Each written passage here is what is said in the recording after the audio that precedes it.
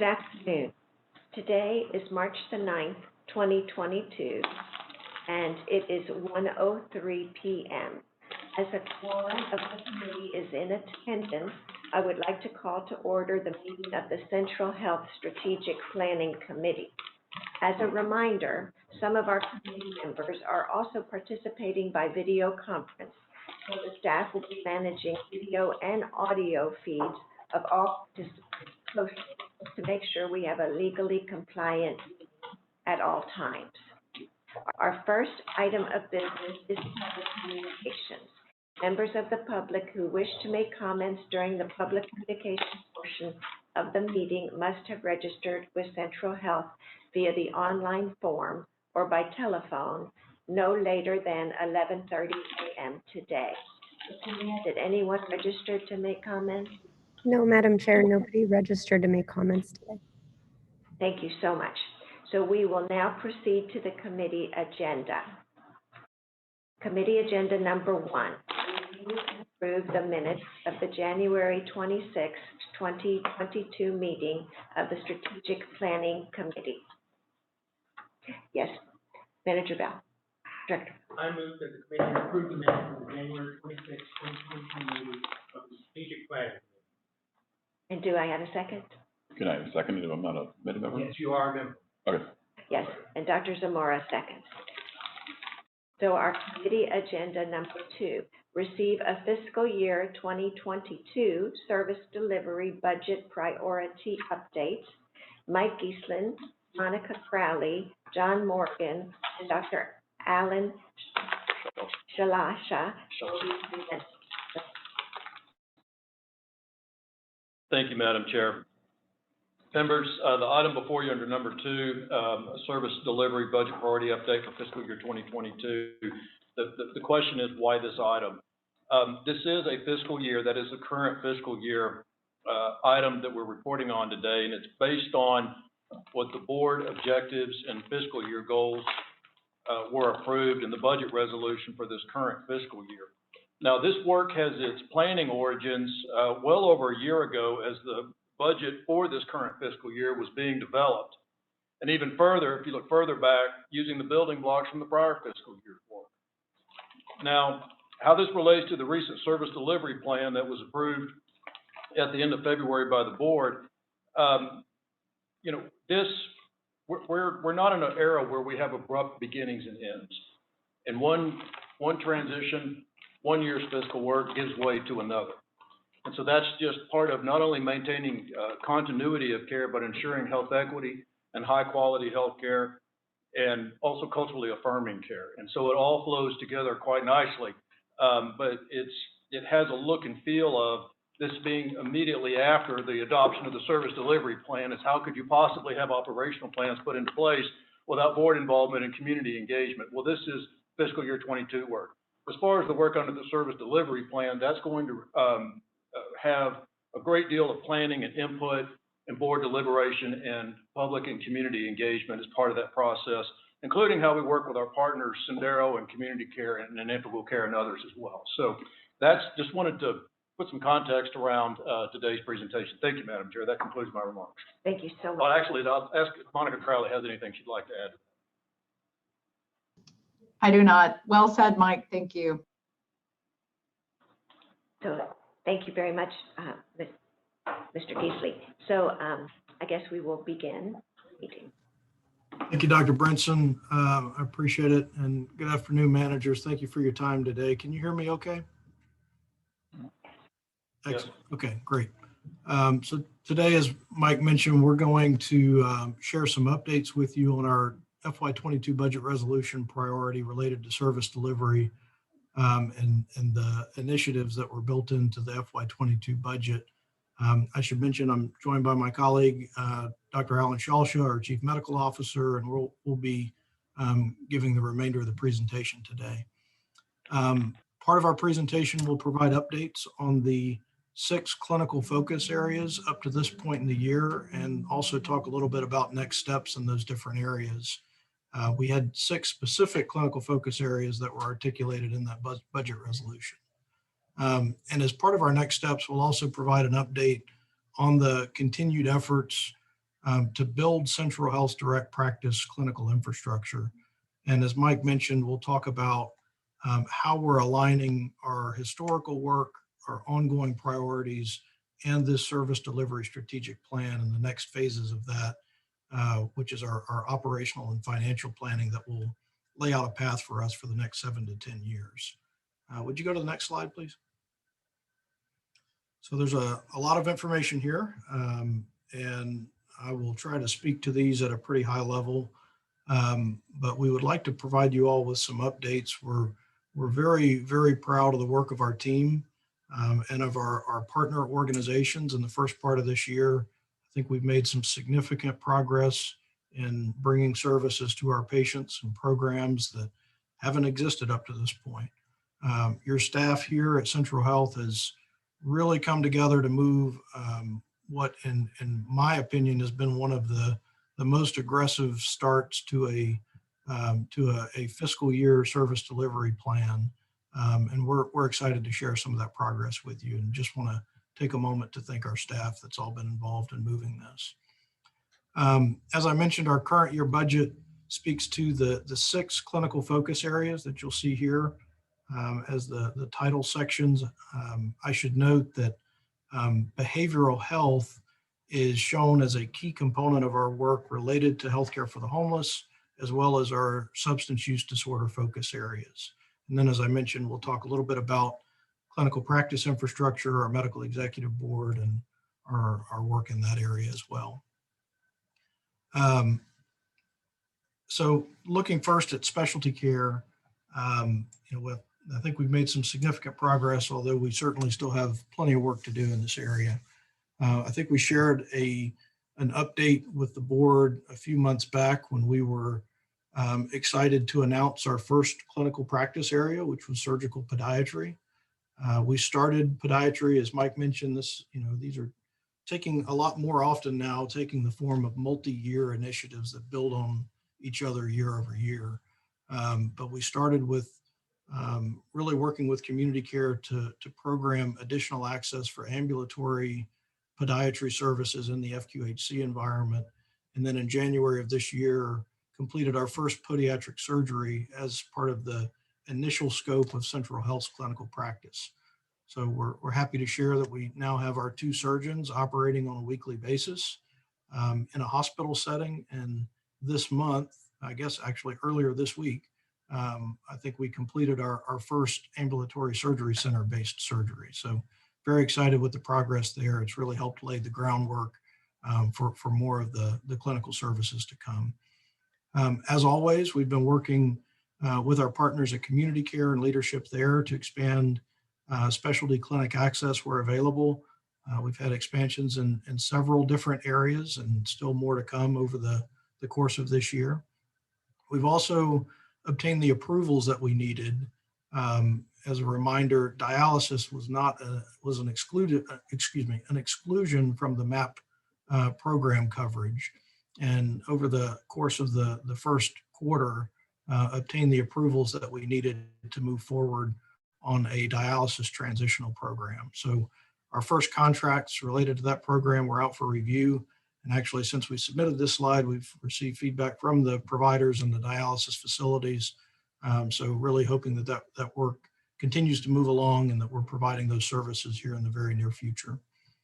The fourth bullet point, we've been working pretty diligently with our partners over at Dell Medical School and UT Health Austin, and really working towards a new agreement that we're spending a little more time on the front end, but we're trying to structure an agreement that takes more of the form of a master services agreement that consists of the professional services, speaks to the surgery center functions, advanced imaging, and other ancillary services. And in taking that master services agreement approach, we're hopeful that we can create a structure that allows us to add on additional services more quickly in the future. But you can see here in the parentheses the scope of services that we anticipate for this first round. That would include ophthalmology, tubal ligations in an ASC environment, clinic services for patients experiencing long-haul COVID symptoms, the ability for our Central Health surgeons to practice their podiatric surgeries in the UTASC, as well as advanced imaging that's related to these other services. In the area of healthcare for the homeless and behavioral health, again, several early wins for our patients and our providers in this fiscal year. Earlier this year, we were able to expand our residential rooming agreement with Fresh Start to cover the scenarios where we have an individual experiencing homelessness that's enrolled in MAP Basic, which is fairly rare. Most of our enrollees experiencing homelessness are enrolled in MAP. But now for those circumstances, we can also use that residential rooming facility agreement. We've also just recently this month finalized a contract with a organization you all may be familiar with in town called A New Entry. They're a substance use provider, and we've worked with them to establish some medical respite capacity for our patients, which is one of our most significant gaps, I'd say, across the community. So we're starting out with 5 medical respite dedicated beds this month, and have the ability to grow that over the coming months to hopefully have as many as 20, but again, based on demand and based on proving out our processes. And then our next steps in this area, really focusing on our work with community care and expanding our street and mobile medicine units. That includes expanded psychiatry access that today is not available for our teams that are performing these street and mobile services, as well as procuring some dedicated mobile units that will really help elevate the care that they're able to provide. In the area of substance use disorder, a few other exciting highlights here. First, working with community care to fully internalize the program that we've had over the past few years that's been a hybrid program between integral care and community care. This started out as a new service that wasn't historically available to our patients in partnership between our providers. And now community care is at the point that they can really internalize that entire program, again, building additional psychiatry access, and then spreading that model throughout not just their hub sites, but throughout their entire network and serving patients in the primary care setting. Importantly, we've also just finalized some work with integral care. As community care internalized the historical program, we're also working with integral care to create a new access point at Stonegate. And this is really for our higher acuity patients, those individuals that have a substance use disorder diagnosis, but also may have an uncontrolled mental health condition and really benefit from that high intensity psychiatric wraparound that integral care can provide. So they're in the process of recruiting, and we hope to have that service up and running here in the coming months. In the area of clinical and patient education, again, very excited with the progress so far. We've been able to onboard our health management liaison and our registered dietitian. And some of the outreach and education has already started even before our dietitian started this month, really focusing on our health management liaison, working with our nephrologist to do kidney disease outreach through the Mexican consulate and screening individuals to hopefully identify individuals who need to be brought into care earlier. That also dovetails well with our dialysis work as well. In the area of transitions of care, again, a lot of work happening here.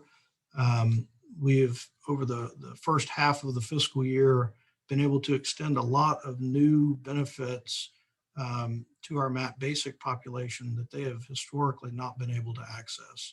So we've aligned the pharmacy benefit for MAP Basic patients with the same pharmacy benefit that our MAP patients have. So that means there's no prescriber limitation, and our MAP Basic patients can access services throughout the community, not specifically just with contracted providers.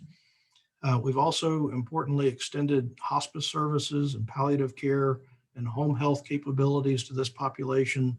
Again, up to this point, those services have largely not been available. Orthotics, prosthetics, and physical therapy have also been completed.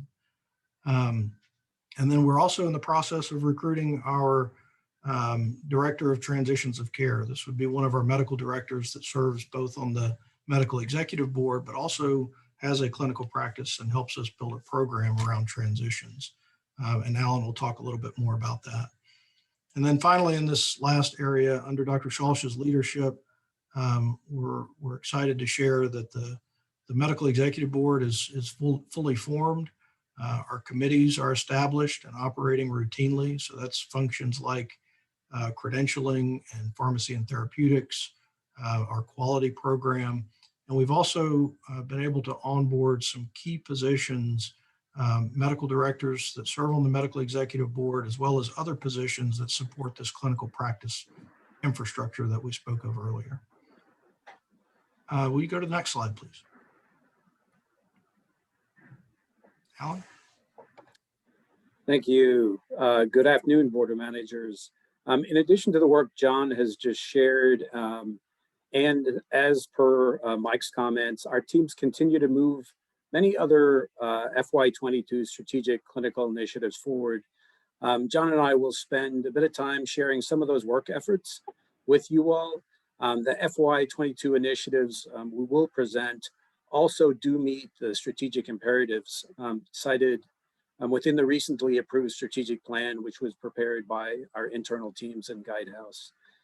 The efforts we'll share with you will improve access and capacity, increase care coordination, increase member enrollment and engagement, and take steps forward to improving our system of care infrastructure. Next slide, please. We'll also share with you our upcoming efforts to bridge start bridging the gap related to provider shortages. Specifically, we'll be focusing on cardiology, GI, nephrology, neurology, and podiatry. Next slide, please. Thanks. We'll focus mostly on the information related to standing up a central health run multi-specialty clinic that will expand ambulatory diagnostic and therapeutic capabilities. These efforts will increase our care capacity, keep individuals out of the hospital, enable us to utilize ambulatory surgery centers whenever it's appropriate, and will continue to advance specialty care programs such as continue to develop our heart failure and chronic kidney disease programs to address the disease burden impacting our patients. We'll also utilize enhancements and improvement of technology to facilitate this work. And lastly, our progress will be measurable. So we'll be able to share with you how we're doing and what we're doing. Next slide, please. And I turn it back over to John. As long as I can find the mute button. All right.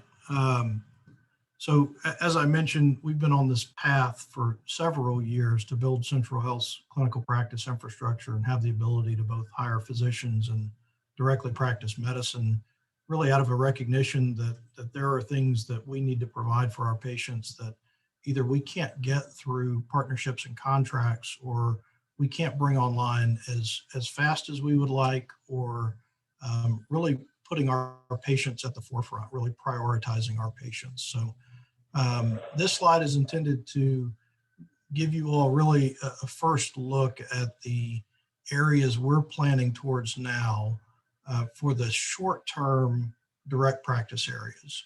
So in the Guidehouse presentations, we've heard feedback from several board members that— John, I'm sorry, could I get you to pause for just a moment, please? Sorry. Yes, sir. So just stand by.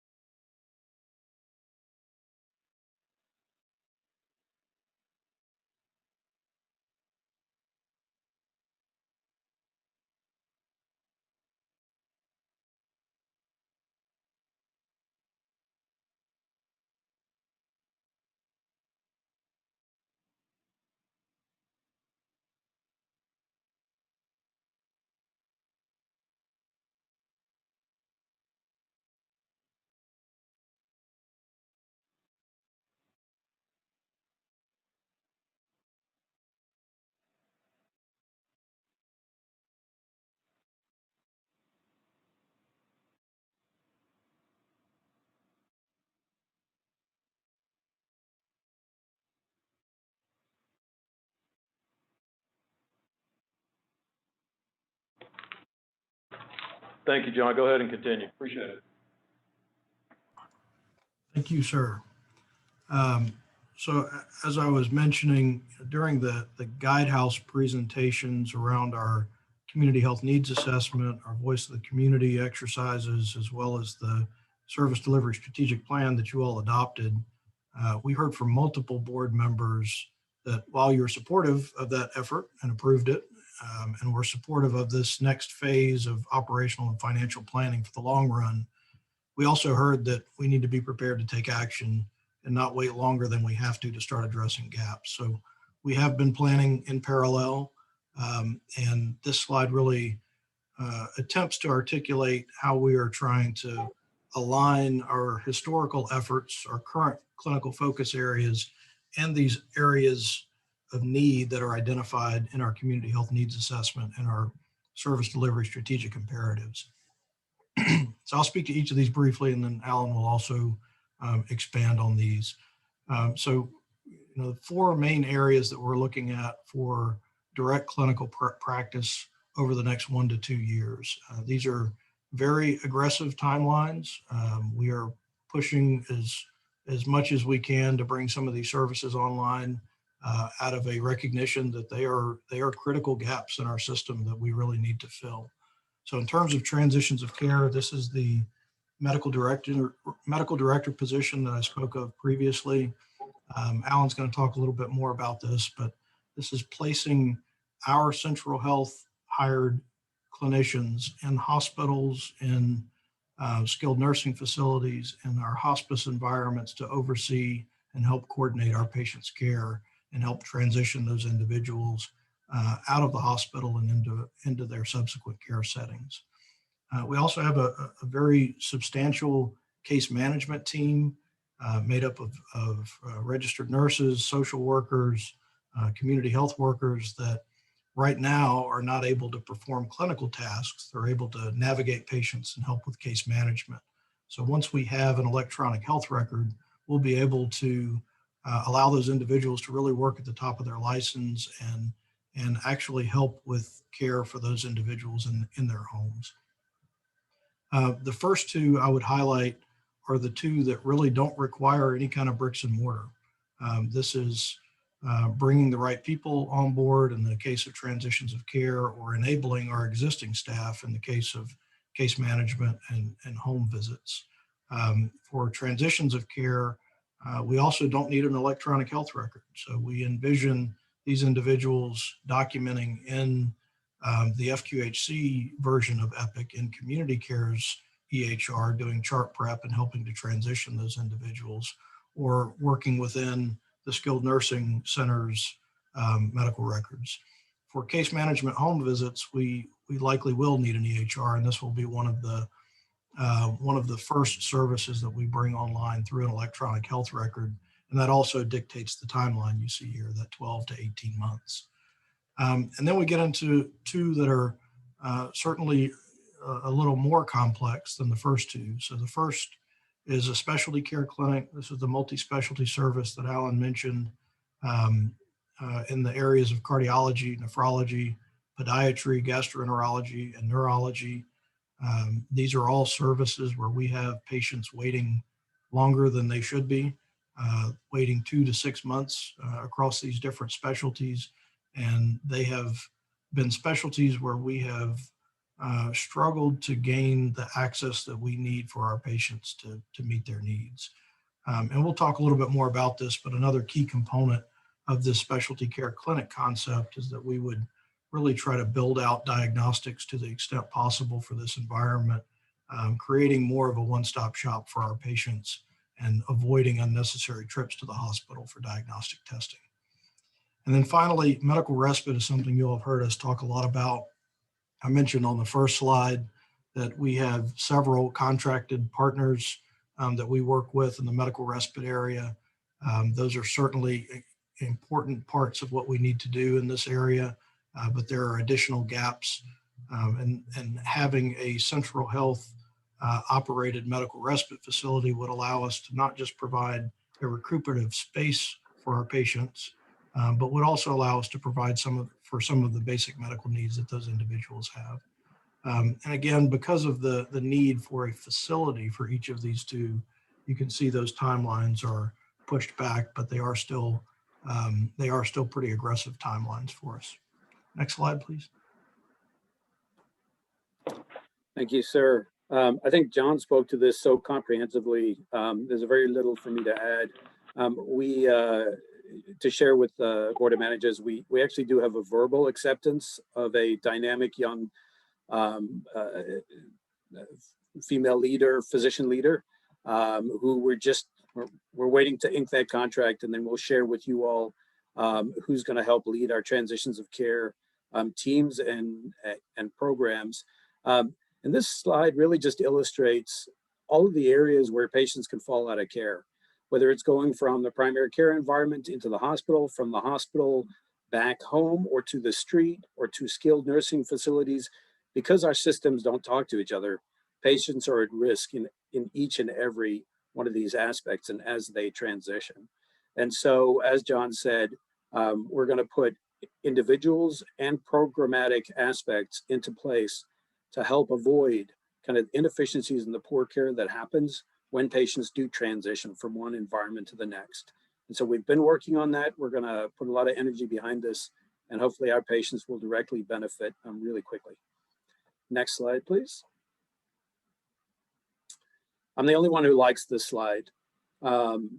This is our growing of our practice of medicine from the ground up. So it doesn't get more cheesy than this, but we are developing every aspect of the practice of medicine.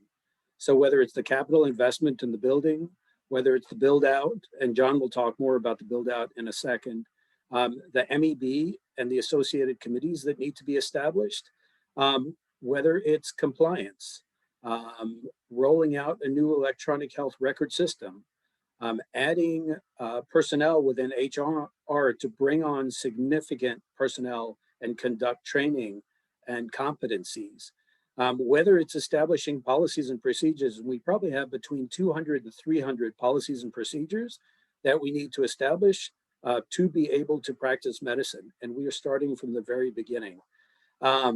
Billing, referrals, patient navigation, everything is, will be built kind of in parallel. And so there is a ton of work and quite a few personnel who need to come on board and expertise that we need to bring in-house in order to move these initiatives forward and move forward, with significant speed so that we can meet the expectations of the board. Next slide, please. All right, so here we have, I think, the infrastructure for the clinic that we are proposing and planning to set up. The specialties, as John stated, were selected first due to the significant wait lists, with GI being or having a wait list of around 6 months. And then we also took into consideration kind of the prevalence of disease and the type of disease that sits within our communities. For example, we have about 10,000 individuals who have a diagnosis of diabetes, individuals with, and then about the same number that also have prediabetes. For those individuals, they have what we call macro and microvascular disease. And when we think of macrovascular disease, we think about heart disease. When we think about microvascular disease, we're thinking about kidney disease or eye disease or disease that happens in the more distant organs, let's say, so in the toes. And so when we are bringing on specialties, bringing on cardiology, podiatry, and nephrology directly address those aspects of our patient needs. For neurology, our patients have little to no access today. And then I already spoke to GI that we have the most significant wait list related to GI. Some of the aspects of the clinic that we plan on setting up is catering to the patients when they're able to enter the clinic. So this will not be a Monday through Friday clinic. This will be a Monday and then weekend clinic as well. We also heard the board loudly and clearly as related to either early morning hours or evening hours to ensure that our patients can access the clinic when they need to. In addition, Within the primary care environment, we've done a relatively good job as far as wrapping care, providing dietitians and pharmacists and social workers and case managers to ensure that the patient gets a full scope of care and that we remove any barrier to them succeeding in their health. We do plan on bringing on those team members as well, as related to this specialty care clinic. John touched on the fact that we will have diagnostics sit within this clinic. Any environment where patients can have a one-stop shop is what our goal is going to be. And so, you know, whether it's echoes or treadmills or ultrasounds or EEGs or EMGs, we will be hiring techs to be able to conduct those, and then our providers will interpret the studies that are done within the clinic. The number of providers here we have at this point is an estimate. They may fluctuate somewhat because we're still determining, you know, what percentage of the time needs to be allocated to e-consults, what percentage of the time needs to be allocated to reading diagnostics, and what percentage of that time needs to actually be devoted to direct patient care. So some of the numbers will change a little bit, but if you actually look at, you know, the number of individuals just with this clinic alone, not to mention the growth of our clinical practice of medicine, there are 45 or so individuals that we're going to need to bring on in a very short time span in order to prepare for the setting up of this clinic. And then when you think about the direct practice of medicine, from compliance to referrals to billing, those are additional individuals. And so we'll be coming back to the board with a significant ask in order to help support this initiative. Next slide, please.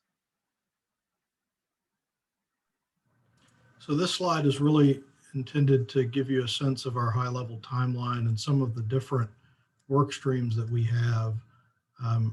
Really would like to emphasize that there are a lot of things that have to come together all at the same time in order for this to work on time.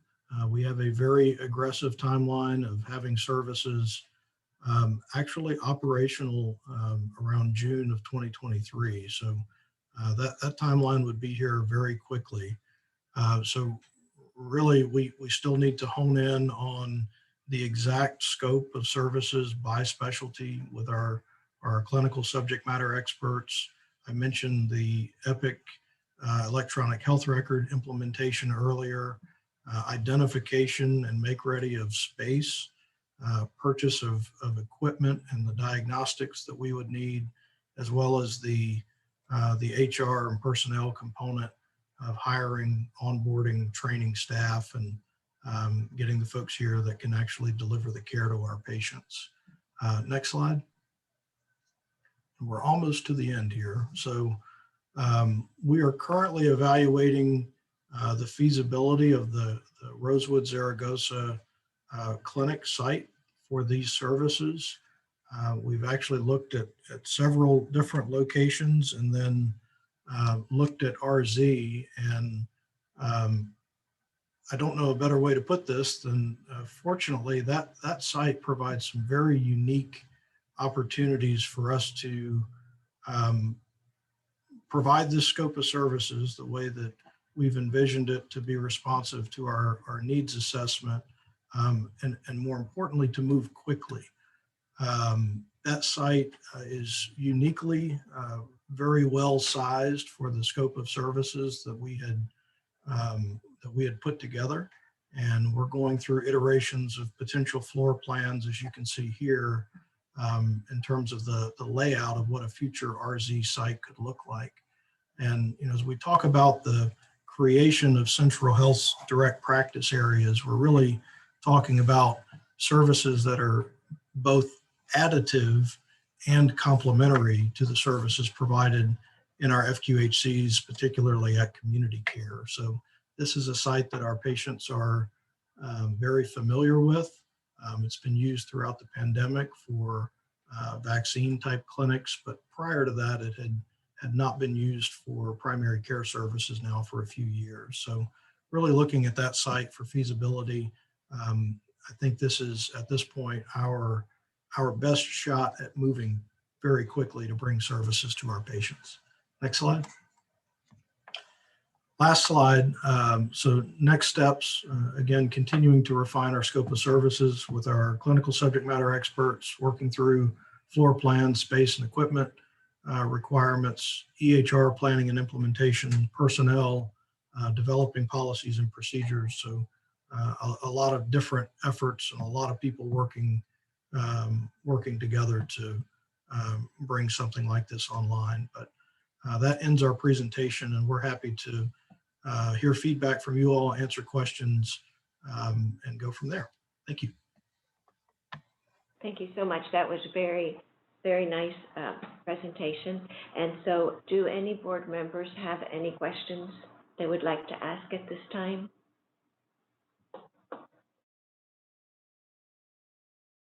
I think Shannon. Manager Joe. Yes, Manager Jones? I'm not sure. I think, yeah, I think Manager Masai was before me, so I'll allow her to go ahead because I have a series of questions. Thank you, Manager Jones. Thank you all for the presentation. And it sounds very ambitious and it's much needed. Now, the question that I have in place in terms of cost, and we know how can we also attract these physicians, and can Central Health be as competitive payer as anyone else in the market? Like for instance, for a cardiologist, what would incentivize them to come and work for Central Health? And I imagine they can go out and earn a significant higher income. So that's something I want to address, and giving the physician shortages that we have nationwide and how they are well sought. That's something that we need to think of. And most of the, so following on this note, many of the positions that I have seen recruited to Austin have really been motivated to join Dell Medical School. That was a big, really incentive for them to come and work, especially at community care. So to them, working for an institution, having that 10-year experience really was something that they can grow and enrich their CV. So I want us to be cognizant about that, and because we want to attract the best and we want our patients to be well taken care of. So I wanted to see what's your thoughts on in terms of recruiting. It's very ambitious what you have in plan, but can we execute it? Thank you. Great question. And I think I only have a partial answer, and John may have more information he wants to share, but I'll give first shot at this.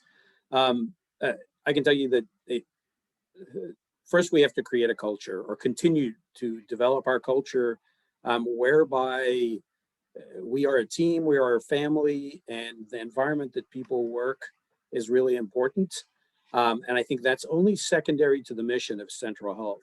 We are, for example, already talking to a cardiologist who is mission aligned and very interested in participating with us and coming on board, because this individual wants to care for the under-resourced, has an appointment within the Dell environment, and that's, we can keep appointments there and work within our scope, and therefore we satisfy both environments. But that mission alignment is critically important, and there are providers who just want to serve the under-resourced. And if we can attract those folks while we build kind of this team environment and then wrap these resources around those providers like to have kind of this team-based approach, and it's relatively unusual. At the same time, we're going to have to be creative with kind of our salary and our benefits, and I think we're still working on that. And then work on provider wellness and kind of this continuity from employment, into our environment where we just sustain the team. That's, I think we did a very similar thing in community care, where there's less than a 2% provider turnover. But it really is this progressive relationship building and mission alignment. And then the funding has to be there too. One thing, Dr. Shelchel, you just mentioned that this person this cardiologist that you're in talks with, they also have an appointment with the medical school, and that could have been really what attracted them, because I know many who really great physicians who share our mission to serve the underserved, but as well, they want a dual appointment. So maybe that is something that we need to talk with the medical school and see how they can really come in and collaborate, especially that we are funding them a significant amount of money. We need to bridge this. We can't just create something on our own, which is phenomenal, but we need their assets as well. Well, thank you. I appreciate it. Great point. And now Manager Jones. Yes, thanks very much.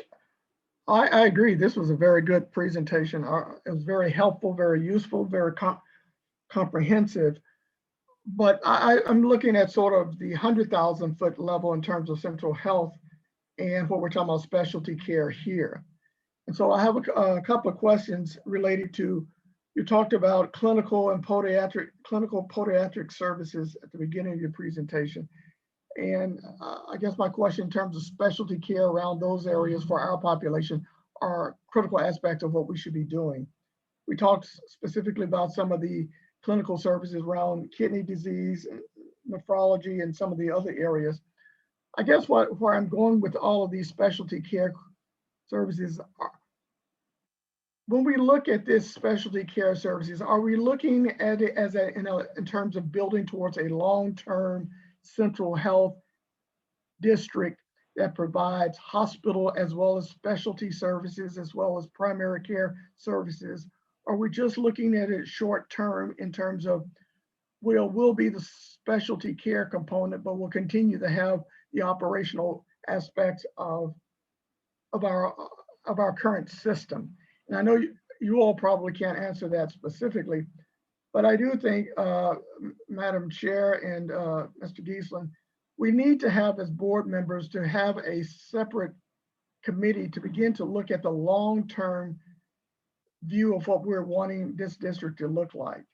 So as we build the components of it, specialty care and these other things that we're talking about, that we're all on the same page in terms of a vision. And so I like what I heard today. I think what we're talking about, we need to do, certainly as it relates to facilities. I agree with my colleague, Manager Masaitif, that we need to look at better partnering with Dell in terms of either joint appointments or some kind of requirement for training, for partnering with us as part of our commitment of our dollars to them, so that this can be all part of this building process.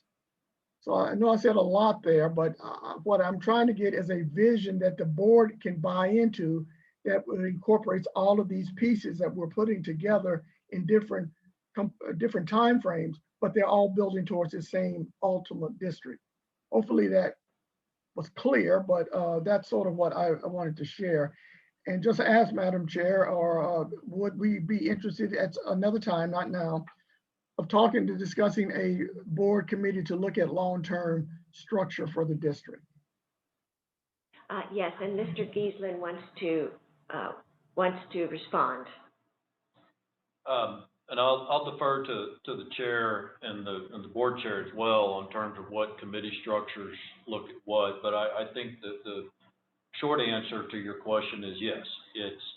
There is a vision here that the work that you saw today that's based on the funding that was provided for this fiscal year and the planning that took place, starting even well before that, as I mentioned earlier, is all part of leading to what services and gaps does the healthcare district fill based on the service delivery plan needs assessment that was just completed.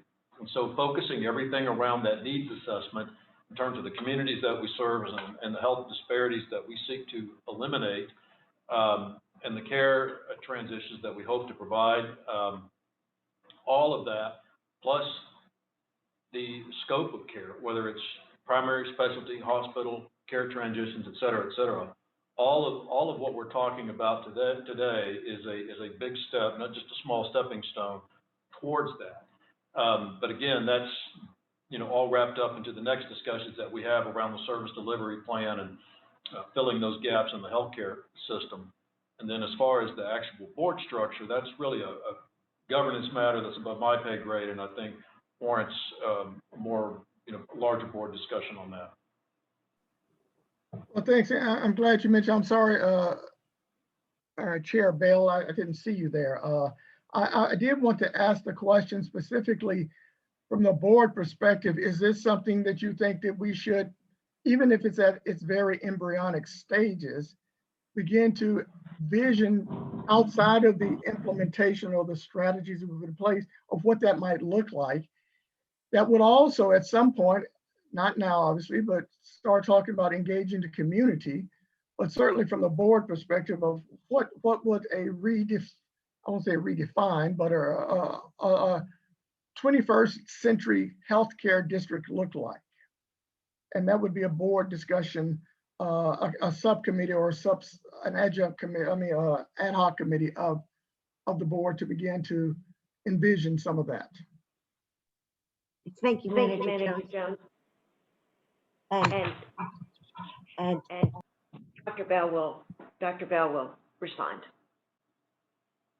Thanks, Manager Jones.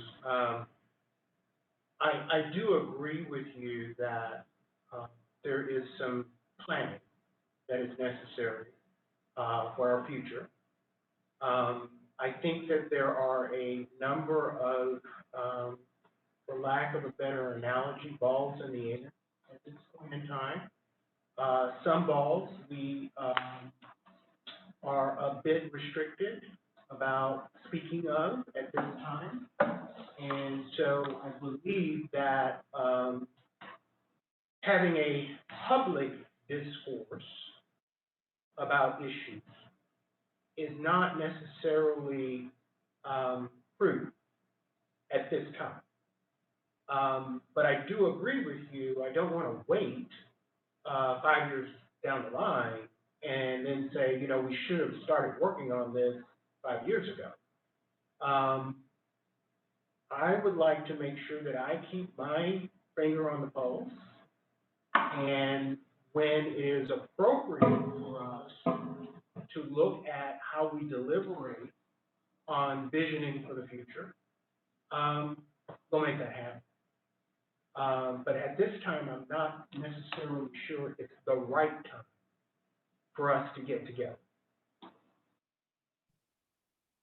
And I agree. I agree. I'm not trying to jump the gun, but I agree with your comments that we don't want to find ourselves down the line and say, why didn't we, or what could we have done earlier? So this is more of a internal envisioning within the board discussion as opposed to necessarily public dialogue. But I just bring that up for discussion because that is something that I do believe that we need to, in our planning efforts, incorporate in our thinking. I'll say that. Manager Jones, just want to remind you, any board discussion is public discussion. So there are no secret discussions that we can have as a board outside of public discussion. No, I'm talking about in terms of strategic planning effort. Some of our subcommittee visioning are things that we might want to discuss in closed session. And so I'm just thinking incorporating some of that into that discussion is where I was heading on that. Okay, well then we would have Mr. David Duncan look at that to make sure that we are compliant with open meetings records. But based on my experience on this board, there's very little that we can talk about in closed session unless it's specifically protected under the Open Meetings Act. So, but I'm not a lawyer. I can't necessarily tell you what those issues are. If we can find a way to do that and put those discussions in the place that they're just, how should I say, brainstorming at the time, I would defer to council for that. Thank you, Chairman Bell. Does anyone else have any questions? Yes, sir. Yes. I was so busy answering Manager Jones' questions, I forgot about mine. First of all, I would like to thank you guys for the FY22 clinical focus update areas. Seems like a lot of work has been done, and I really appreciate a lot of the specialty care issues and substance abuse issues that have been outlined. Really looking forward to the dialysis program. I know that that has been a big need in our community. Unfortunately, we have too many individuals that we can't prevent chronic kidney disease in, but we do need to take care of them once we diagnose it and help sure that they have the best quality of life going forward. So thank you for that. I had the same question as Manager Musaitis with regard to staffing, and you addressed that. One thing that I am sort of confused about, when you have staff that are there 2 days a week, saying the neurology, and I know that's expensive staff, is that going to be contracted out? So you'll have someone who's, say, appointed at Dell Medical School or with a group practice that has a practice, and then we would take some of their time and bring it into our central health practice. Al? Thank you. I think that's exactly the way we were thinking of that. So depending on the specialty and depending on the need, the contracting or employment would look slightly different. But to Manager Musaitis' points and yours, sir, utilizing the academic appointments and then providing clinical practice and also potentially for fellows or for residents, we could expand the care that way and provide great experience within our environments. Thank you, Dr. Shulsha. My third comment is, again, aligned with Manager Musaitis, and that is, if we're going to start hiring a large number of healthcare providers, some of which I think will be readily available, but some not so much. And so I know that our timeline is pretty aggressive, but I guess that you guys will keep us updated with regard to the ability to be able to fill our human resources needs to be able to bring these things into reality. Am I correct? Yes, sir. I see head shaking and I hear mom. And technology too as well. So there's some things that go hand in hand. Chair Brinson, that was the end of my comments and questions. Thank you. I don't want to rush anyone, but does anyone else have any questions? Dr. Yes, Jones. Manager Jones. Just quickly, one of the things to piggyback off of what Chairman Bell just said is that one of the things we have to look at is then how do we define our structure, central health, as we build these capacities? Because there are many people in our community that aren't clear exactly of our structure. Community care, Ascension. Now we're talking about our specialty care. So I think that we need to help the public to understand as we go through this process that we're still part of the whole entity, but help them to understand how it operates. And I think those are going to be some of the things that we're going to have to do as we talk about expanding opportunities, which I agree we need to do, but we need to make sure the public understand that they're still part of the enterprise. Yes, sir. Yes.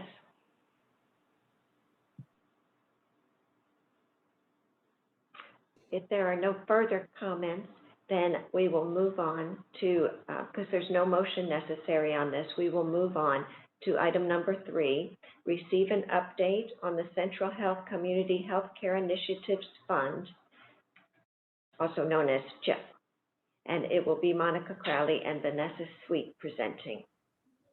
Thank you, Chair Brenton. Monica Crowley, and I'm going to quickly hand this off to Vanessa Sweet, our Central Health Public Health Strategy Manager, who will be presenting an update today on the Community Healthcare Initiative Fund, which includes alignment of the fund with the equity-focused service delivery strategic plan, and also the findings from the safety net community health needs assessment.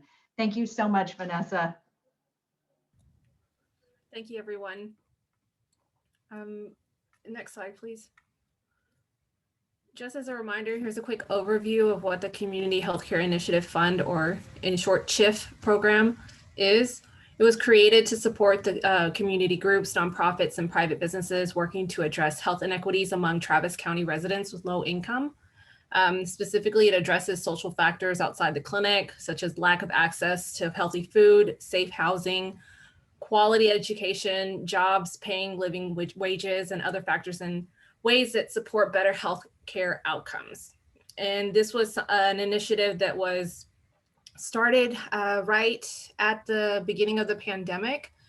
And because of the pandemic, there was a shift in focus towards the beginning. And so this is kind of the official launch of the Community Healthcare Initiative Fund.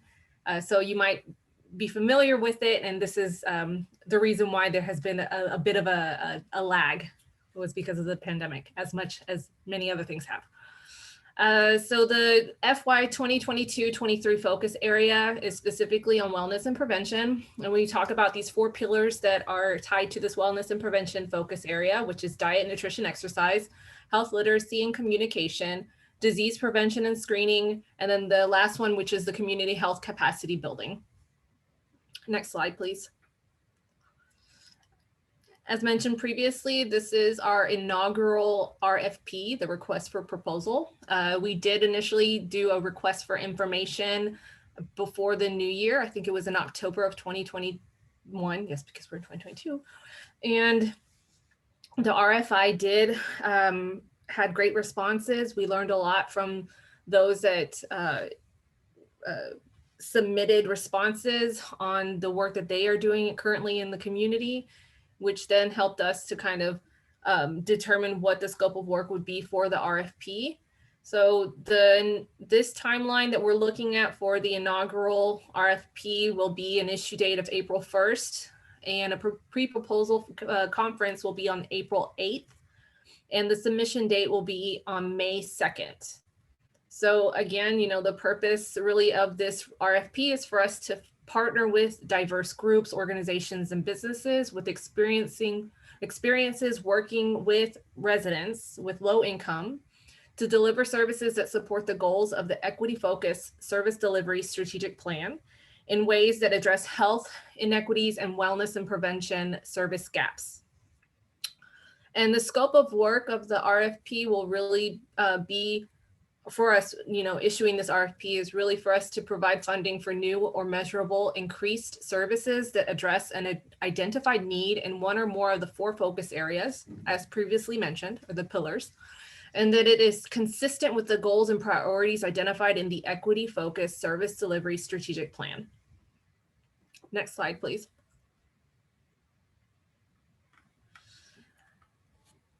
The RFP will be, we will have a formal solicitation. It'll be competitive.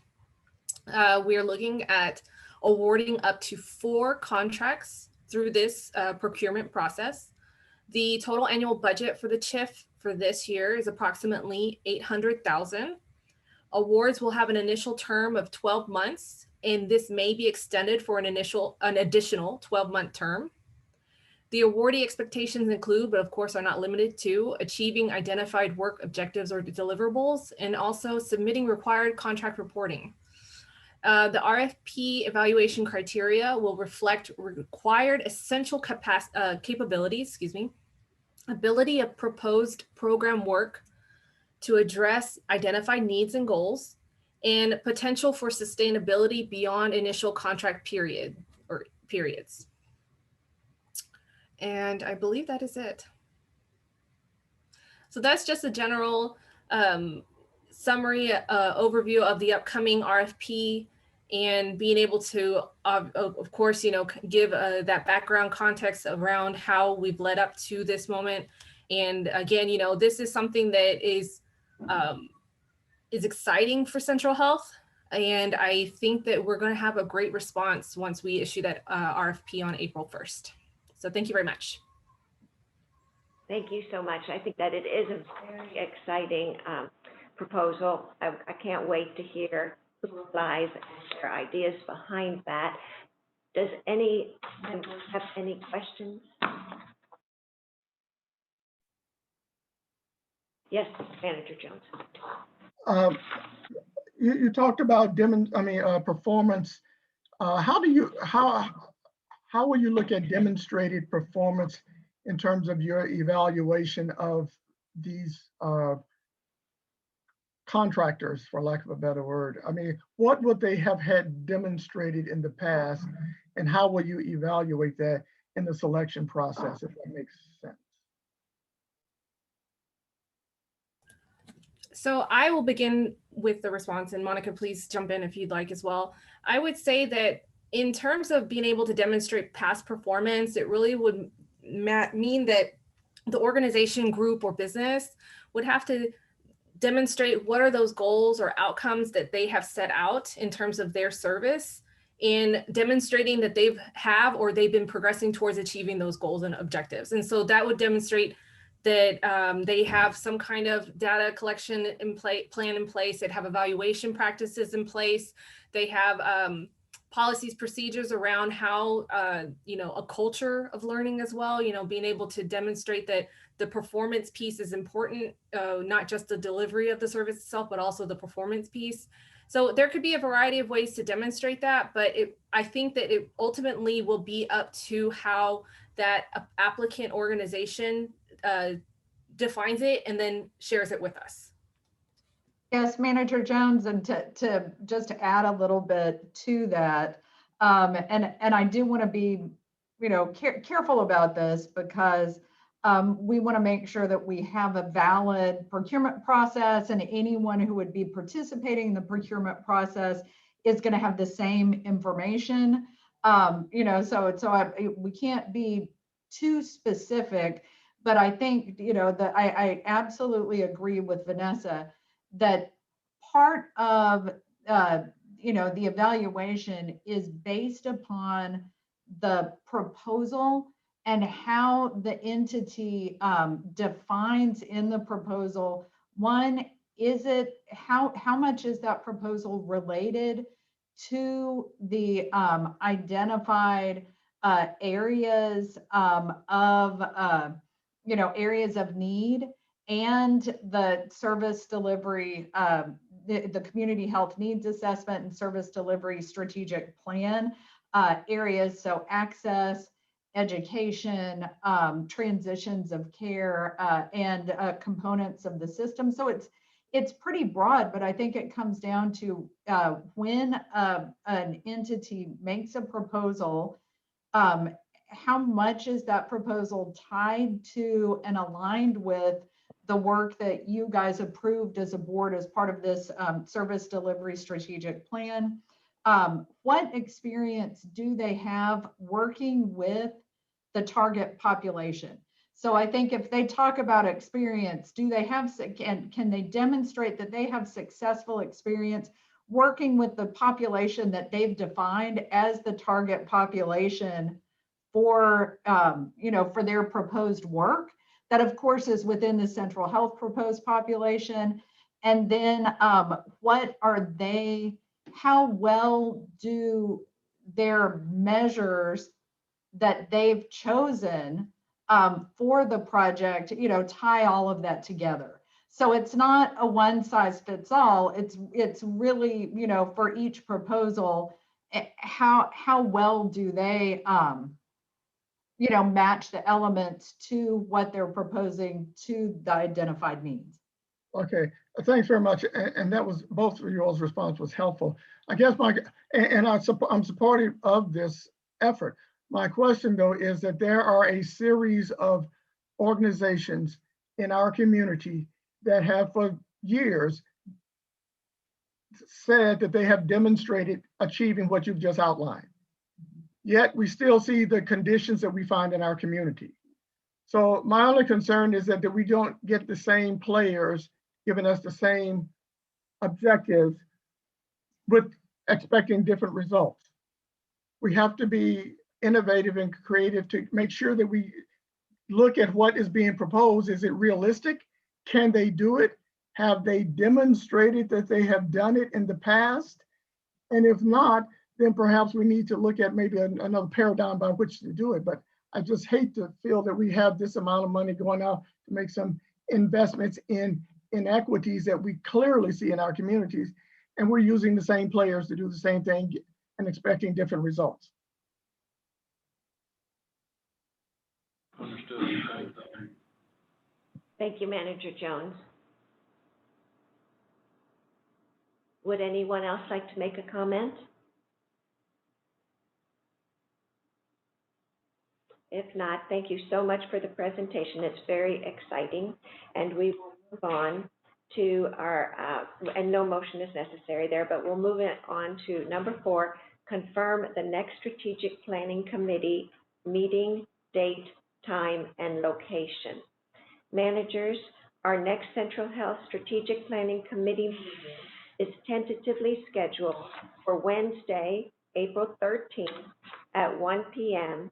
at the Central Health Administrative Offices, 1111 East Cesar Chavez Street, Austin, Texas, 78702.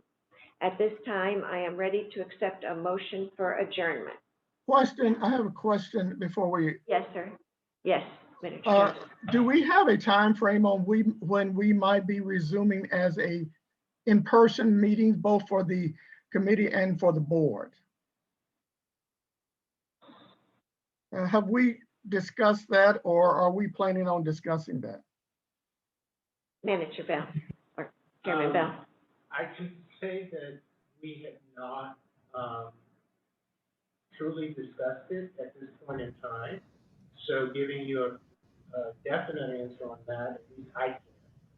But you can come and meet in person if you'd like, to be in person. We stopped this business of just having 3. If there wants to be more board members here, you're welcome to join. We're not going to turn you down to be here in person. No, I know, and I've been invited, I've been a couple of times, and I've indicated that I will be coming forth. But as a board, I guess my only question is, have we considered resuming similar to other governing bodies here in the city and the county? So I was just raising it in that concept. Have we looked at it? I do think, Manager Jones, we need to look at that and have a procedural discussion with the board members with regard to that and make some finite decisions. I think we were probably ready to do that last fall, but we have surge. And so, things could change. It's not, if we make a decision and, the next week another variant is found and there's a surge, well, that decision is sort of not worth it. Yeah. So Okay, I'm just asking the question. this is Perla Cavazos, and we would be happy to look into what other local government entities, how they're doing it. But I do know for the county and the city that they do have a in-person quorum meeting, and then they do have some virtual participation as well. We have Austin ISD reserved through June. So I think we do have to make a decision here soon about, do we want to come back to meeting at the headquarters here on Cesar Chavez or continue to use AISD? But I think I'll have a conversation with Mike, but it might be something that we can also discuss at executive committee later this month. Thank you. Thank you. Manager Misaki has a question. Manager Misaika. Thank you. Mine's more of a comment. I actually like this option of having the option to be remote if possible. I think having that flexibility is really helpful for board members. So put that in consideration. Thanks. Yes, thank you so much. So I received the, Chair Bell has given us the the motion, and so I am I'm ready to accept a second if needed. Second. Yes, Dr. Zamora. And so, thank you so much. This will end our meeting, and today, the time is 2:13 p.m. Thank you, members. Thank you.